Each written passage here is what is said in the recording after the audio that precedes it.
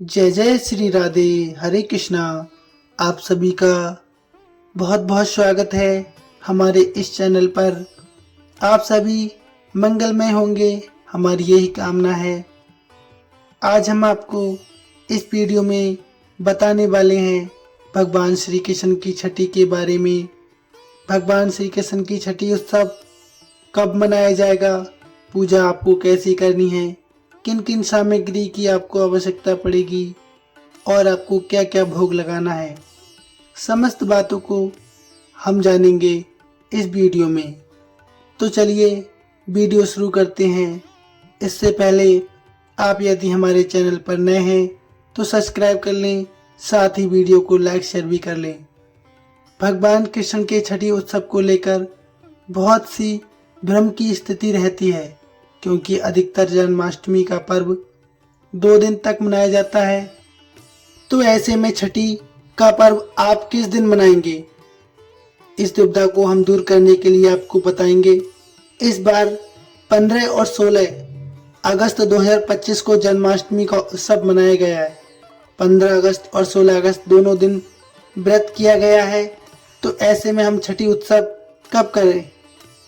लेकिन देखिए, 15 अगस्त को जो जन्माष्टमी मनाई गई थी वह बहुत कम थी, मतलब बहुत ही कम लोगों ने उस दिन व्रत किया था। अधिकतर लोगों ने 16 अगस्त को ही जन्माष्टमी का व्रत किया है। तो ऐसे में आप सभी से निवेदन है कि आप 21 अगस्त गुरुवार को छठी का उत्सव करें। अगर आपके घर में लड्डू गोपाल जी विराजित हैं, आपने जन्माष्टमी पर लड्डू गोपाल जी का जन्मोत्सव मनाया है, जन्म करवाया है, तो आपको छठी अवश्य मनानी चाहिए। कहीं कहीं पर इस बात के लिए मतभेद हो सकते हैं।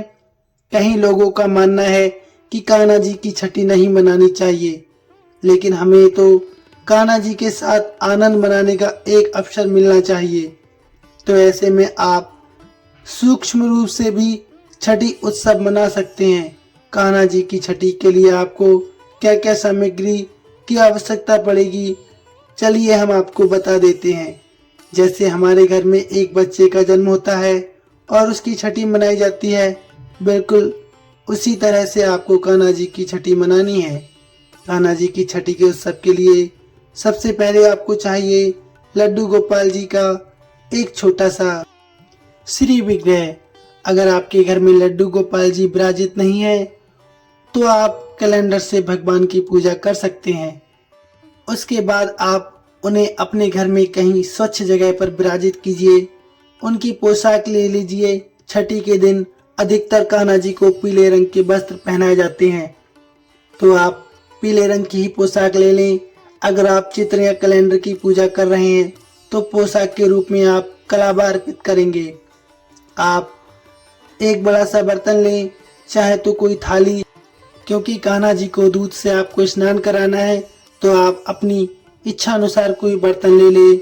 आपको कान्हा जी को नजरिए भी बनाने पड़ेंगे, क्योंकि कान्हा जी को नजर नहीं लगेगी। कान्हा जी को आपको दूध से स्नान कराने के बाद, उन्हें वस्त्र पहनाने के बाद कान्हा जी को मोर पंख अर्पित किया जाता है, तो आप मोर पंख भी ला कर रखें। मोर पंख और बांसुरी आप जरूर अर्पित करें। साथ ही आपको चाहिए रोली, चावल और चंदन। कान्हा जी को नजर से बचाने के लिए आपको एक काजल की भी आवश्यकता होगी। अच्छी तरह से श्रृंगार करने के बाद, पूजा करने के बाद आप कान्हा जी का भोग लगाएंगे, तो भोग लगाने के लिए तुलसी दल की आवश्यकता होगी। बिना तुलसी दल के कान्हा जी का भोग स्वीकार नहीं करेंगे। हाँ, एक बात और, अब भोग क्या क्या आपको लगाना है। छठी के दिन कान्हा जी को विशेष रूप से कड़ी चावल का भोग लगाया जाता है। कड़ी चावल के साथ आप और भी पकवान बना सकते हैं, जैसे हलवा, पूरी, या जो भी आप पकवान घर में बनाना चाहें वह बना सकते हैं। जैसे आपके घर में छठी मनाई जाती है उसी के नियम अनुसार आप यहाँ पर भोग तैयार कर सकते हैं। कान्हा जी की छठी के दिन कुछ लोग भगवान को 56 भोग भी अर्पित करते हैं, कुछ लोग जन्माष्टमी के दिन ही कर देते हैं। लेकिन जो उस दिन नहीं कर पाते हैं वह कान्हा जी को छठी के दिन 56 भोग अर्पित कर सकते हैं। एक बात और, अगर आप जन्माष्टमी के दिन अच्छी तरह से भगवान की पूजा किसी कारणवश नहीं कर पाए हों तो आप भगवान की पूजा छठी के दिन पूर्ण कर सकते हैं। सारा काम पूर्ण होने के बाद भगवान की नजर उतारना आप बिल्कुल ना भूलें। तो नजर उतारने के लिए आपको राई और नमक की आवश्यकता होगी। आपने गाने में सुना ही होगा कि नून राई से भगवान की नजर उतारी जाती है। और हाँ, सबसे मेन बात तो भूल ही गए, कान्हा जी की छठी के दिन कान्हा जी को पालने में झूला झुलाया जाता है। तो आप झूले की व्यवस्था भी जरूर करें। आपके पास जो झूला होगा जिसमें आपने जन्माष्टमी पर झूला झुलाया है वह आप ले सकते हैं, या आप चाहें तो नया झूला आप ला सकते हैं। जैसे भी आपको सही लगे आप वैसा ही कर सकते हैं। साथ ही साथ कान्हा जी की छठी के दिन कान्हा जी का नामकरण भी किया जाता है। अगर आपके घर में पहले से ही लड्डू गोपाल जी विराजित हैं तो कोई बात नहीं है, नामकरण फिर भी किया ही होगा। हो सके तो आप फिर भी कान्हा जी को एक अच्छा सा नाम दे सकते हैं। साथ ही साथ कान्हा जी की छठी के दिन आपने घर की चाबियां भी कान्हा जी को समर्पित कर देनी है, इस भाव के साथ कि कान्हा जी ये आप घर आपका हुआ और आप ही हमारे पालनहार हैं, आप ही इस घर को चलाने वाले हैं। हम सब कुछ आपको समर्पित करते हैं, स्वतः ही आपको समर्पित करते हैं। आप ही संभालें, आप ही इसकी देखभाल करें। चलिए अब जान लेते हैं पूजा कैसे करनी है। वैसे तो आप अपने घर के रीति रिवाज के अनुसार पूजन कर सकते हैं, जैसे आपके घर पर छठी मनाई जाती है उस तरीके से। लेकिन जिन्हें नहीं पता है उन्हें हम बता देते हैं। सबसे पहले प्रश्न आता है पूजा किस समय करें। छठी पूजन हम सुबह में करें, दोपहर में करें या शाम में करें। तो देखिए, वैसे तो छठी पूजन प्रदोष काल में किया जाता है, यानी शाम के समय। लेकिन अगर आप किसी कारण बिजी हैं, शाम के समय घर पर उपस्थित नहीं रहते हैं, तो आप दोपहर में या सुबह में छठी पूजन कर सकते हैं। वैसे सबसे सही समय रहता है प्रदोष काल में।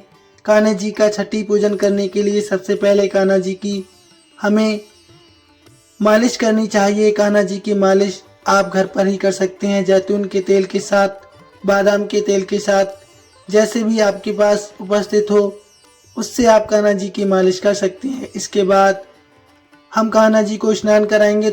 कान्हा जी को स्नान आप दूध में कराएंगे। दूध में स्नान कराने के बाद जो दूध बच जाएगा वह आपका प्रसाद बन जाएगा। अब इस प्रसाद को आप ग्रहण कर सकते हैं। आप चाहें तो इसकी खीर बनाकर बांट सकते हैं, या फिर इसको ऐसे ही आप यूज कर सकते हैं, यानी आप इसे प्रसाद में ग्रहण कर सकते हैं।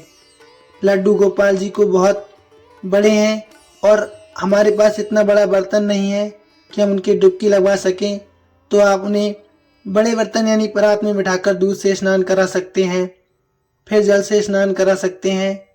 बस इस तरह से आप कान्हा जी को स्नान करा सकते हैं। अब स्नान तो हो गया कान्हा जी का। अब उन्हें पीले रंग की पोशाक पहनाएंगे और उन्हें सुंदर सुंदर तरीके से श्रृंगार करेंगे। कोशिश करें कि इस दिन आप श्रृंगार कर रहे हैं वह सारी चीजें उपलब्ध करें जो कान्हा जी को चाहिए होती हैं।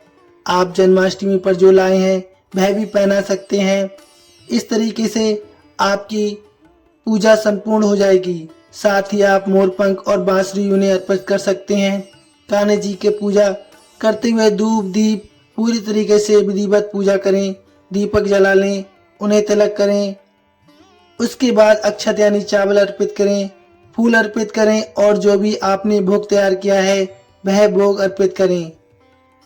कान्हा जी को काजल का टीका जरूर लगाएं और अंत में उन्हें पालने में झूला झुलाकर पूरी प्रथा को संपूर्ण करें। इस तरीके से आपकी पूजा संपूर्ण हो जाएगी।